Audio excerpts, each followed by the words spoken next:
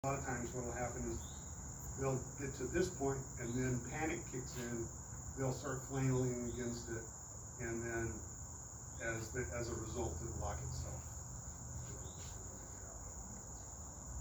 So you mentioned the cost of buying the 564 inch cable. Do you actually make your own snares, or do you buy them all with the ends on them? No, I think no. All you need is bolt cutter and a good pair of pliers and a hammer. I'll speak to that in making improvised snares. I can replicate what this snare does in the components if I get a washer and I drill 2 holes through it, opposite sides, and bend that washer. This is the locking mechanism. And so what I can do is I can feed through, there's something called ferrules. And they're this little piece of metal that you put at the end of the snare. And then you hammer it down. I've got some over, I'll show everybody. This is what would prevent this from going back through the trigger. And also, the way they come is as a single barrel or double, and you just feed the cable back through and hammer that, will crimp that. I can achieve the same thing if I get 1/16 or 5/64 nuts. You get a bunch of them, $10. You get a coffee can, build a really, really hot fire, and I put them in the fire, let them get glowing red hot, and then let it cool down.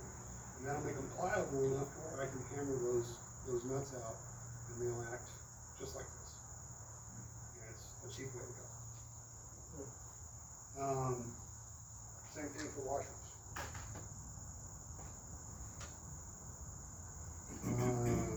There's even thinner cable that you can get for hanging pictures. That'll work on squirrels, smaller critters.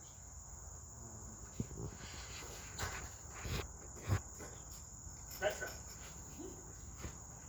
It catches rats. They're big tree rats. All you gotta do is take a rat trap. And one thing to consider, if the trash trucks stop showing up, you're gonna have an explosion in the number of rats. And other vermin, right? So having a few of these around probably is not a bad idea. And all you have to do with these is get a screw, put the trap, screw it into the tree, 2 feet up, and then put some sort of bait on here. As far as bait goes, go out into the woods and collect a bunch of acorns, take them back home, get a pestle and bowl, grind them up, add a little bit of oil, make a paste just like peanut butter, lather it on there, set a bunch of these and have a whole bunch of squirrels. The travel fire, and then just find a squirrel in there. So would you cover this at all? Doesn't sound like do that with like a coffee can or a bucket or. Yeah, I mean, that's an option that really, if you're in an area, like a rainy season. yeah, I mean, if you're getting a lot of bad weather at that time of year, maybe there's like whatever, but a lot of times, it doesn't take much bait on there for them just to investigate. I mean, the fact that, sticking those in there is enough. Any questions? Where do you get those locking mechanisms for the snares? Well, like I said, you can make your own. Right. With the washer. And some of the trapping sites, I'll send you a couple that I recommend. There's a significant number. What I would suggest in the sporting world, there's a cam type. I would stay away from the cam type primarily because of the cold weather issues that we have. Those cams will freeze. It won't work. What are those little round ones that are look like little tubes? It's a little leg hold trap. A lot of times what they'll do is they'll put a bait in there, and that closes it out. It's less dangerous than these things. With the snares, do you paint them at all, or No. just leave them? No, I won't paint the snares. I typically stay away from trying to get any kind of chemical on them. I won't keep them in the house, keep them in a barn, keep them out on a patio where they're not gonna get wet. You know, this goes for the traps. If, as far as oil goes, I won't use a petroleum-based oil. I'll use a fat, Crisco oil. These metal traps are gonna rust a little bit, but the mechanisms, as long as you don't leave them out in the weather all year long, they're gonna hold up for decades. So I know you were saying with the heart trap or whatever, I know you were saying that if you get something too large in there, you flip it over and stuff.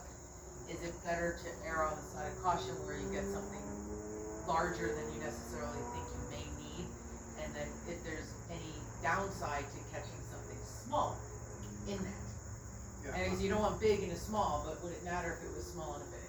Yeah, you're gonna have a problem, that's no use to you if you're trying to target a fox that's eating chickens. Right, but what if, okay, I wanna do that, but, And a squirrel gets in there, you're Yeah. probably gonna catch a squirrel.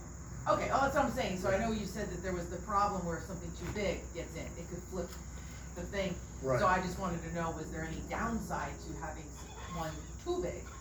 Like, if you were saying how much more expensive those are versus the others, so I'm saying if It you. really depends on what the trigger mechanism is. For Okay. some of these larger traps, if you were trying to catch something small and it didn't have enough body mass to trigger the trap, that would be a potential issue.